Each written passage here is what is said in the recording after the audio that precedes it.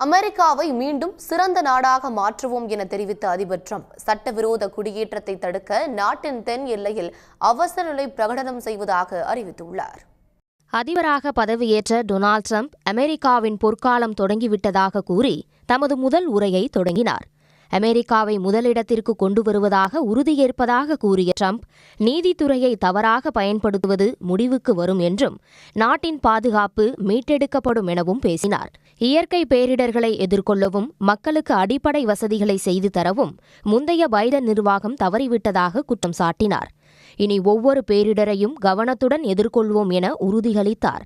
நாட்டில் சட்டவிரோத குடியேற்றத்தை முற்றிலும் ஒழிப்பதாக கூறிய டிரம்ப், இதற்காக நாட்டின் தெற்கு எல்லையில் அவசர நிலை பிரகடனம் செய்வதாக அறிவித்தார். மெக்சிகோ வளைகுடாவின் பெயர் இனி அமெரிக்க வளைகுடா என்று அழைக்கப்படும் என்று அறிவித்த டிரம்ப், சீனாவின் கட்டுப்பாட்டில் உள்ள பனாமா கால்வாயை அமெரிக்க திரும்ப எடுத்துக்கொள்ளும் என்றும் பதவியேற்பு நாளிலேயே சீனாவை சீண்டினார். அமெரிக்காவே முதலில் என்ற நிலையை ஏற்படுத்துவோம் என்றும் உலகின் மிகவும் மதிக்கப்படும் நாடாக மாற்றுவதோடு அமெரிக்க நலன்களுக்கே முன்னுரிமை அளிக்கப்படும் எனவும் டிரம்ப் தெரிவித்தார். அமெரிக்காவை மீண்டும் சிறந்த நாடாக மாற்றுவதற்காகத்தான் தமது உயிர் காப்பாற்றப்பட்டதாக தெரிவித்தார்.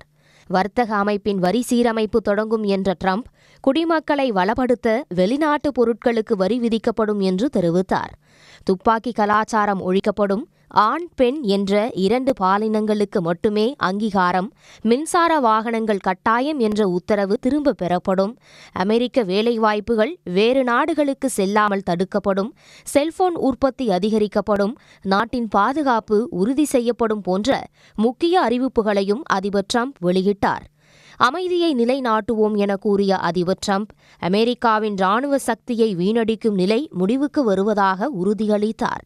ஜனவரி 20, 2025 ஆண்டு அமெரிக்க மக்களுக்கு விடுதலை நாள் என்றும் கூறினார்.